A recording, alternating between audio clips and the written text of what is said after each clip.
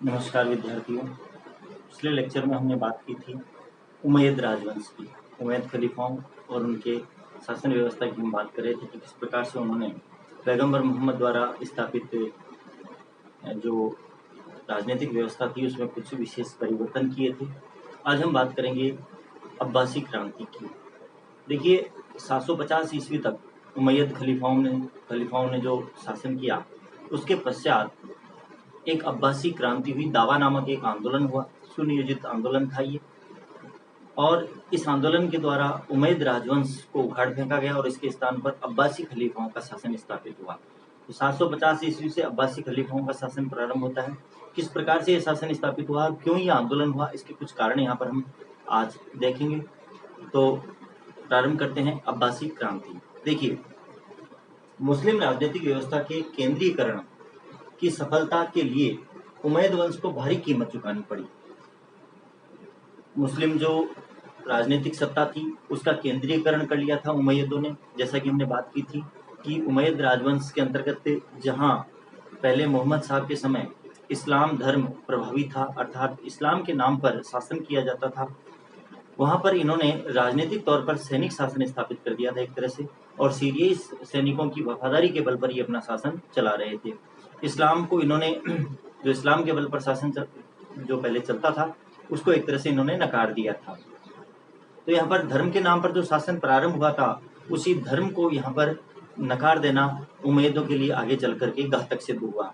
तो कैसे घातक सिद्ध हुआ, तो देखिए, दवा नामक एक सुनियोजित आंदोलन ने उमैयद वंश को उखाड़ फेंका। एक आंदोलन हुआ दवा नामक, ये सुनियोजित आंदोलन था, अर्थात पहले से ही सुनिश्चित किया गया था, और एक साथ ही आंदोलन प्रारंभ हुआ, एक तरह से क्रांति हुई। और क्रांति से यहाँ तात्पर्य है कि जो अचानक से किसी परिवर्तन को लेकर के आती है उसे हम क्रांति कहते हैं।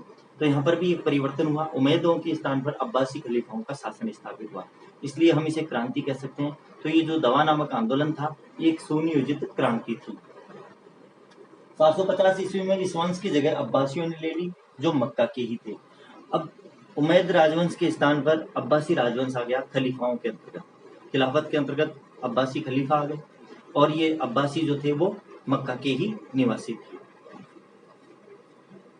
अब्बासियों ने उमैयद शासन को दुष्ट बताया और यह दावा किया कि पैगंबर मोहम्मद के मूल इस्लाम की पुनर्स्थापना करेंगे। जैसा कि हमने बात की थी कि उमैयदों ने जो मूल इस्लाम के सिद्धांत थे उन्हें भूल करके और वो सैनिक शासन उन्होंने स्थापित कर दिया था। तो यहाँ पर जो अब्बासी लोग थे जिन्होंने क्रांति का सूत्रपात किया या आंदोलन का सूत्रपात किया, उन्होंने ये दावा किया कि एक तो वो इस्लाम के मूल सिद्धांतों की पुनर्स्थापना करेंगे और साथ ही साथ उमैयद खलीफाओं को उन्होंने दुष्ट बताया। इस प्रकार से इस क्रांति से इस्लाम के राजनीतिक ढांचे और उसकी संस्कृति में भी बदलाव है। यहाँ पर जो ये क्रांति हुई, दवा नामक जो आंदोलन हुआ, उससे केवल एक राजवंश का ही परिवर्तन नहीं हुआ, बल्कि इसके साथ साथ राजनीतिक ढांचे में भी परिवर्तन आया और इस्लामिक संस्कृति में भी परिवर्तन हमको यहाँ देखने को मिलता है। तो देखिए कैसे ये क्रांति क्यों हुई, क्या कारण था। अब्बासियों का विद्रोह खुरासान, जो पूर्वी ईरान के अंतर्गत है, वहां के बहुत दूर स्थित क्षेत्र में प्रारंभ हुआ।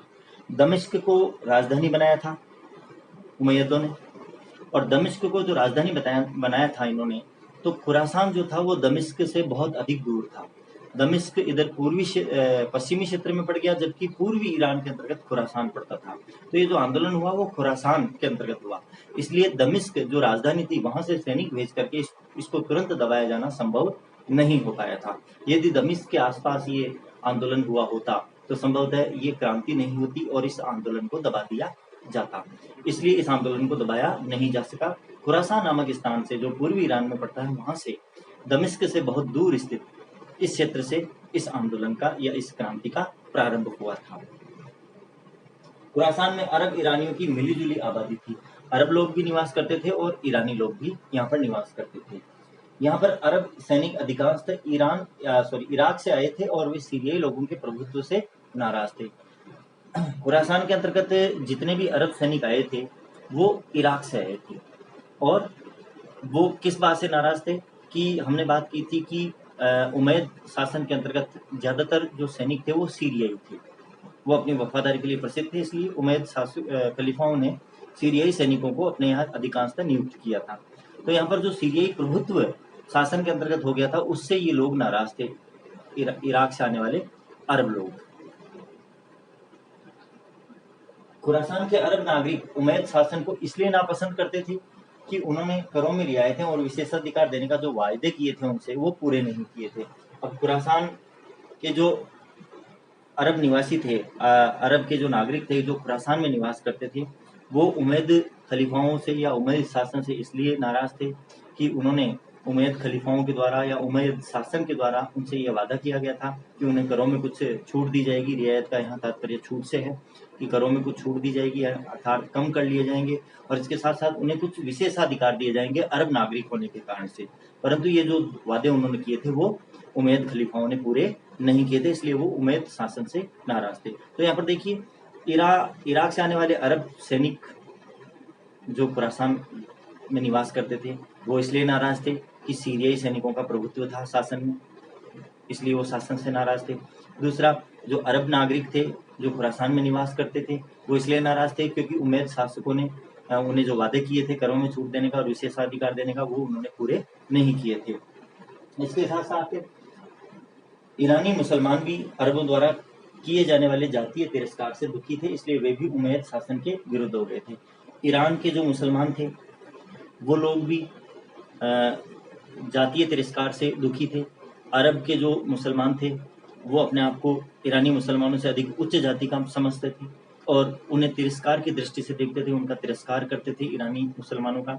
इसलिए अरबों के इस तिरस्कार को वो झेल रहे थे। इस तिरस्कार के कारण से उमैयद शासन काल में उन्हें बहुत अधिक तिरस्कार अरब मुसलमानों का झेलना पड़ा। इसलिए ईरानी मुसलमान भी उमैयद वंश के शासकों या खलीफाओं से काफ़ी नाराज हो गए थे और वो शासन के विरुद्ध हो गए थे। तो इस प्रकार से धीरे धीरे जो अरब मुसलमानों को छोड़ करके और सीरियाई सैनिकों को छोड़ करके जो साम्राज्य के या राजनीतिक जो ढांचा था उसके अंतर्गत जो भी नागरिक निवास करते थे, वो सभी उमैयद खलीफाओं के धीरे धीरे विरुद्ध हो रहे थे। और इसी विरोध का जो लाभ है वो अब्बासी लोगों ने उठाया और उन्होंने इन सब को साथ लेकर के और दवा नामक एक सुनियोजित आंदोलन किया, जिसके तहत इन्होंने 750 ईस्वी में उमैयद राजवंश को उखाड़ फेंका और स्वयं खलीफा का पद हासिल कर लिया। आगे की जो बात है हम नेक्स्ट लेक्चर में करेंगे। उम्मीद करता हूँ आपकी समझ में आ गई। धन्यवाद।